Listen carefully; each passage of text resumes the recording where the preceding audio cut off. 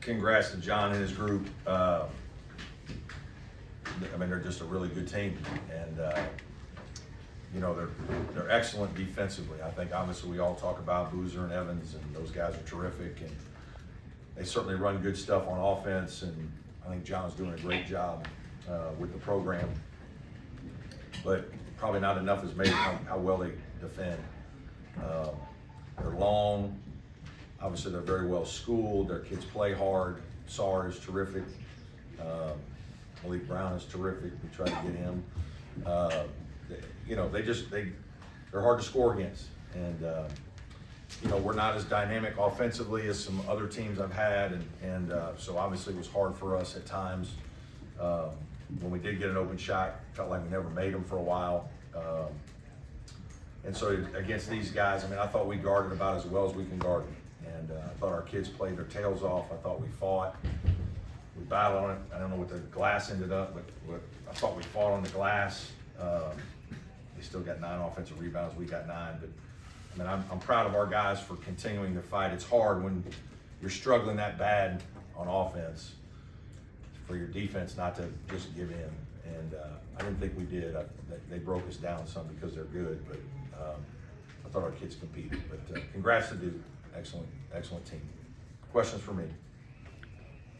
Coach, you have some young players on your team. Do you have some good teaching moments in this game for them? Yeah, there's good teaching moments for young guys, old guys alike. You know, that you're going to get exposed. And, you know, whether it's on offense or defense, you make a mistake, you know, you're a half second behind a play, they're going to make you pay for it. That's why they're an elite team. And it's like offensively, if you get them behind you a little bit, or you get an angle to make a play, and I thought we passed some shots up, and we were a little tentative, and that's not good, because then you're going to go to the shot clock, and playing against a defense like that at the shot clock, especially with our team, is not great. You can raise your hand, someone will bring a microphone to you.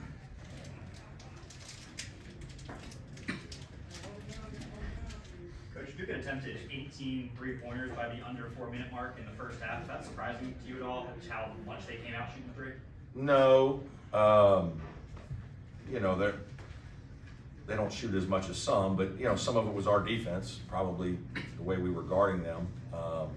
Playing at home, just, you know, they were trying to push, playing transition, but no, it didn't surprise us. Brett, it's 5 at halftime, and then how does the game get away from you from there? You can't score. I mean, it's pretty simple. You can't score, and you're not going to hold Duke. And to hold them to 67, I probably would have taken that if you told me that at the beginning of the game. It's just, you know, you can't keep up. And obviously we're not as gifted offensively.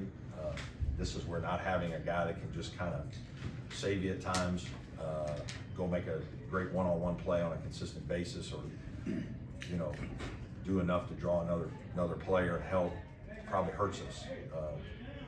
You know, there's just so much on our execution and then shot making, and you know, we haven't shot the ball as well here this week.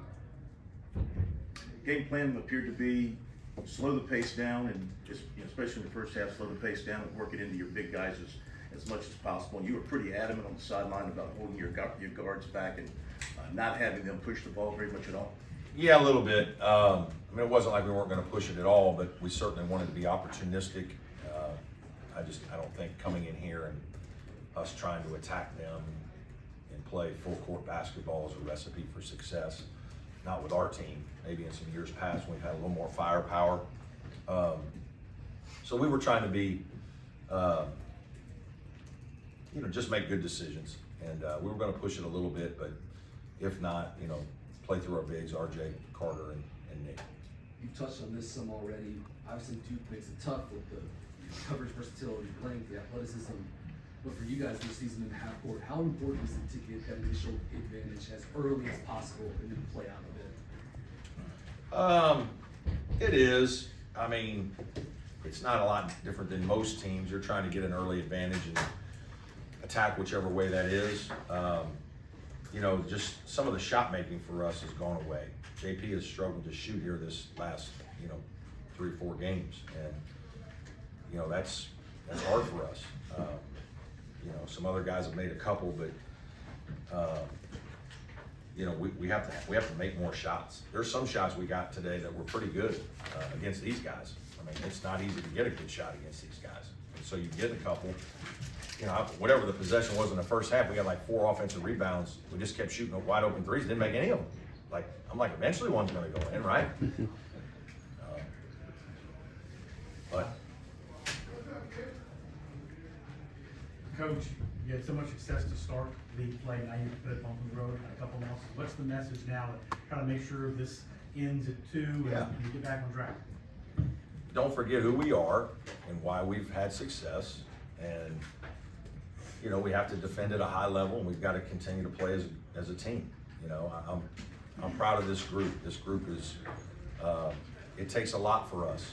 And we're not as gifted, I don't think, as some of the teams at the top of the league. And so we have to really play at a high level. We have to work. We have to minimize our mistakes.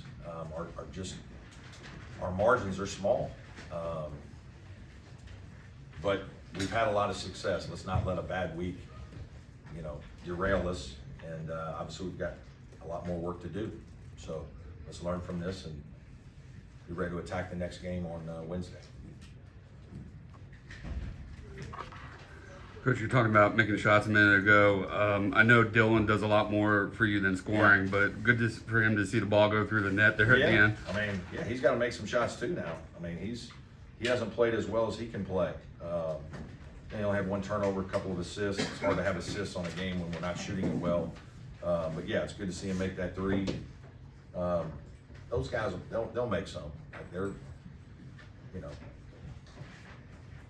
they're better shooters than they've had here this last week or 2. I don't know if we're a little fatigued or not. I've got to do a few things to help them better, but they'll be fine. Coach, with all the transfers and young guys on this team, maybe haven't played in this kind of an environment, Yeah. what was kind of the message for them coming into this game? Yeah, just, you know, don't let the environment distract us from what we're trying to do. And I think for the most part, our guys were pretty good. You know, we've been a pretty mature group. I don't think the moment was too big. I mean, first half, I thought we were punch for punch. You know, they got us to 28-20. I called timeout. We maybe scored the next 5. We went down 31-25. We had a shot. We got a great stop, and then had the last possession to score there at the half to cut it to 3. Didn't score. And, you know, the second half didn't probably start the way we liked.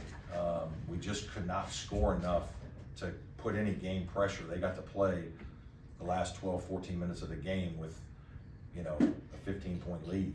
And that changes things too a little bit. So, but I don't think it was as much the atmosphere as just not making shots and not playing well enough. Any more questions for Coach? Okay. Thanks, Coach. Thank y'all. Thanks, Brad.